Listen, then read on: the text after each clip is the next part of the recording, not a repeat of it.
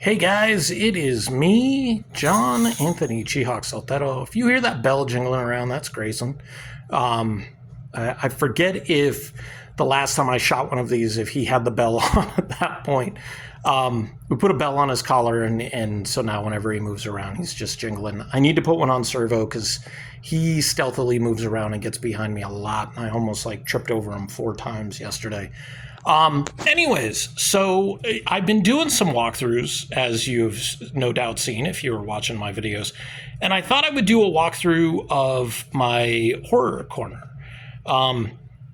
So this is a collection of 3 of my favorite horror movie characters. There is one piece missing from this, and it's because I don't know where to put it just yet. It is the Chucky from Child's Play 2 that I just picked up from Force Collectibles on a trade. So we're going to put him right there for right now. Because the box is a little dinged up. I don't really mind that.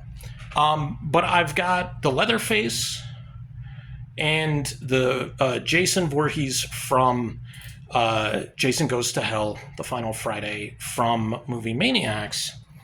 And I'm not sure if I want to keep him in the on the card and put him on the wall, but I don't know how I would stack that up. Anyways, my 3 favorites are, of course, Chucky, Jason Voorhees, and Leatherface. And Jason was my first love in horror.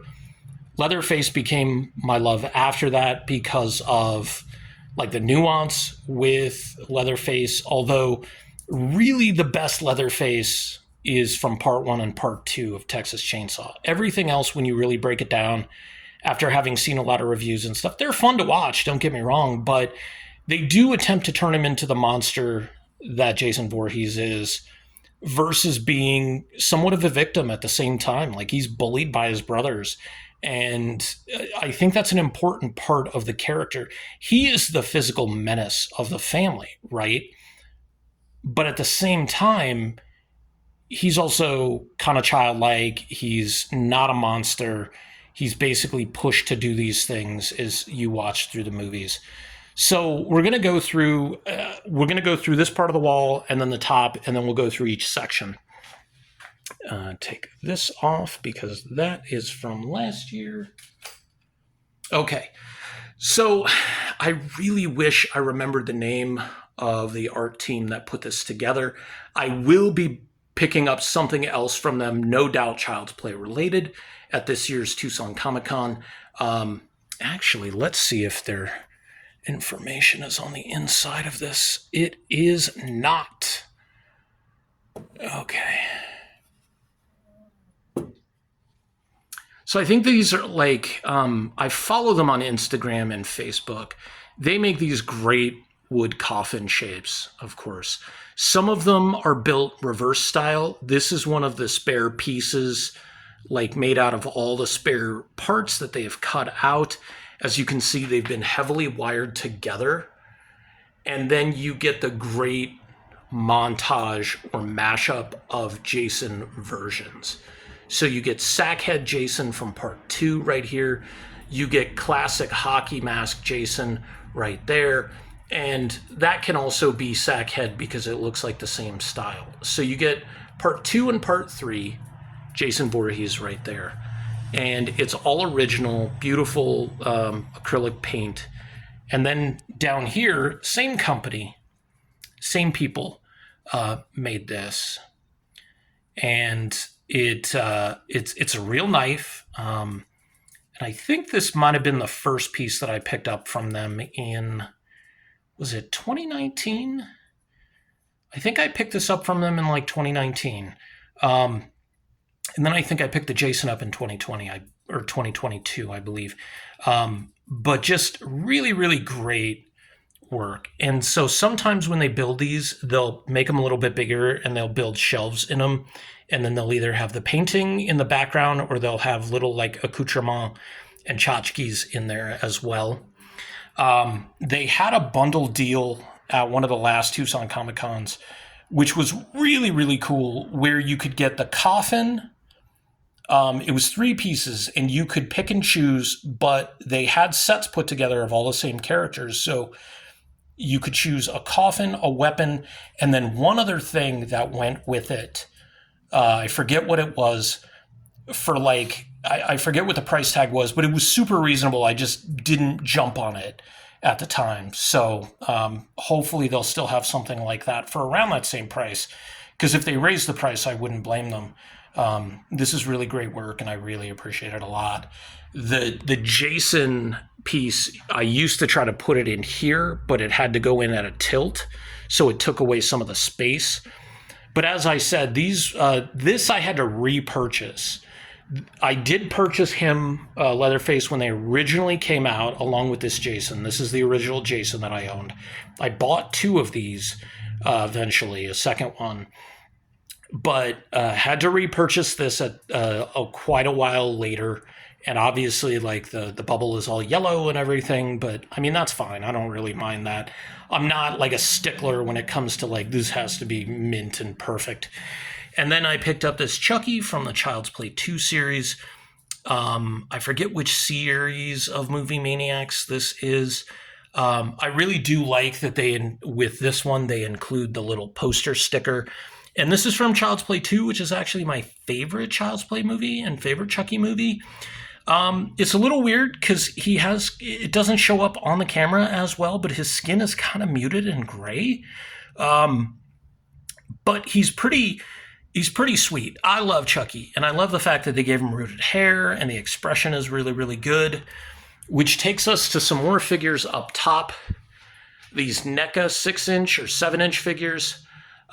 You've got Jason from Part 7, A New Blood, where he's got all the sweet weapons. This is the movie that got cut apart by the MPAA.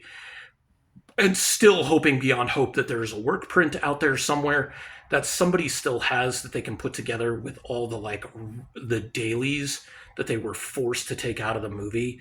As you can see, he comes with all the different weapons that he used, and some of them that you only saw him pick up and not be able to use, as well as the zombie Jason face when he's unmasked, and his partially destroyed mask that's already burnt out on the side. We've got a Jason pop. This is one of the first ones that I bought along with this Leatherface pop. These were the very first 2 pops that I purchased. Kept them this entire time. I'm not a pop guy anymore. I've gotten rid of almost all of my pops with the exception of a couple of my favorite characters. And then I found this guy at, where was it? Bookman's, I think, a few years back. And he comes with the 2 different heads. Of course, the chainsaw, the hammer. I'm not sure if that's a crowbar or not. He's also comes with a knife and a cleaver, and then that back room diorama with the sliding door in the back, which is really, really dope. Jason, I think he comes with, it's kind of like the woods in the back. I can't really see it. All right. So anyways, the spaces now. So the Chucky Child's Play 2 pop, which is cool, was given to me as a gift a couple years ago for my birthday from my coworkers. And then this past birthday, they gave me the Chucky Popsy, which, if you've looked at my channel, I did a literally 4 or 5 second video of just pushing the button and there being the voice, hey, you wanna play? And it got like 8,000 views, which is totally ridiculous. So I'm trying to put less and less work into the things that I do. So this kind of almost reminds me of a Living Dead doll. It's not. He does have like a little animatronic to him. His eyes light up. I would set him off right now, but I'd have to pick him up and everything. He does come with he doesn't come with a Zoodoo doll, but that is a Zoodoo doll from semi-local creators. They're actually down in Mexico, but they come up to Tucson and Phoenix quite a bit and go out to New Mexico and Texas. But they do a couple of, they have several hundred different designs that they've done over the years. So definitely check them out. Zoodoo dolls, not voodoo dolls. Zoodoo with a Z like Zulu. This piece I got this past year from Tim Seeley, creator of Hack Slash. He also did a Hack Slash meets Chucky. series as well, and picked this up. Super stoked to have it. Got it at a really great price and a super great commission. He did it incredibly fast for that price as well, and I'm just like, this is awesome. So glad to have this piece. Then we've got the big Chucky from Bride of Chucky. You can actually take the knife out of his hand. He would still be in the package if it wasn't for some little jingling guy in the background who got in the way of me while I was walking with my lunchbox, and I crashed into the box and blew out the window. So there we go. He also talks and screams and does a lot of stuff, sound bites from the movie as well. We have these Chucky socks, or as Foley would call them, Chucky socks. The Chucky socks were his favorite. This is my second pair. The first pair I have are really, really faded. I think I picked those up at Zia Records. They were my lucky socks. They don't fit super well. They're kind of hard to put on because they're not super elasticy like regular socks. But just thought these were great. I mean, like the imprint and the color on them is pretty tremendous. I like them a lot. And then you've got a Child's Play comic book, issue number 2 from Innovation. Did a lot of horror stuff back in the day, including some Nightmare on Elm Street stuff as well. This was the only Child's Play book I have, but it's such a great cover that I decided to keep it, even though I was giving up selling comics. Then we go to my second favorite horror movie character, and that is Jason Voorhees. So you've got, I think this is a Mezco Jason. He comes with the weapons, a big axe, and I forget what that is, like a spear or something like that. His mask does come off. And I forget which Jason this is, so I'm pretty sure this is number 4, because you've got the axe wound to the head, and I believe he had the green jacket. It's either number 4 or number 6, although you never see his face in number 6. You've got another Zudu doll there in the background, the Jason Voorhees one, of course. You've got a mask from Freddy vs. Jason, but it's signed by Kane Hodder, who made a point to tell me this was not a version of Jason he played. I felt really bad, but he did still sign it. I do have a sketch that I did of Jason that he also signed that I have to dig out and frame back from 2007, 2008, I believe. And then you got this gigantic Jason, and he comes with a couple of different weapons, or actually no, just the machete. And then you've got the McFarlane Jason right there. And then his machete, I lost his machete, so I don't have that. But then there's this backdrop right there. The axe is still just as cool. But the really funny thing about Jason from Jason Goes to Hell is he wasn't really in the movie at all. So picked up a hockey mask a few years back. I think it was 2016, 2017 at Tucson Comic-Con. Might have been 2018. Either way, it's been a while. So I periodically put this on, especially if it's Friday the 13th. And then I need to show these off. The Jason Goes to Hell cards that came with the comic book. That was polybagged, was first appearance of Jason Voorhees. And then we've got the Leatherface setup. The wood art in the background I picked up at Black Crown Coffee from a local artist who was selling it. Let me see if their name is on the back. Yep. Tats Deco Art.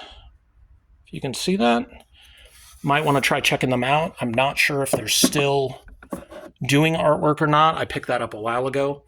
And you've got that same crazy, I believe Mezco Leatherface. He also comes with a big hammer and then the severed head in the bucket of gore, which is pretty great. I got a deck of playing cards. I've got a little tiny minifigure pop. My only horror statue, proud to say. It's a bust. Get it? Because he's got no arms. Then one of the giant leather faces as well. He doesn't stand up nearly that well. These ones don't really stand up. I should probably get those like doll thing, the doll stands that like cinch around the waist so they can both stand up. That'd probably be a good idea. And then we've got the plate from the remake of Texas Chainsaw Massacre, directed by Marcus Nispel. Really great remake, but they make Leatherface into like a monster in this one. Although it's a complete retelling, so I can kind of forgive them for that. And he's played by Andrew Bryniarski, who's one of my favorite horror movie actors as well. Does a pretty good job, a la Gunnar Hansen, although he's more of a monster. And then Leatherface #1. This came out in coinciding with the Leatherface movie in the 90s. And it is, in fact, the first appearance of Leatherface in a comic book as well. So, yeah, that's my horror movie area and walkthrough. Oop. So, hope you enjoyed it, and see you soon.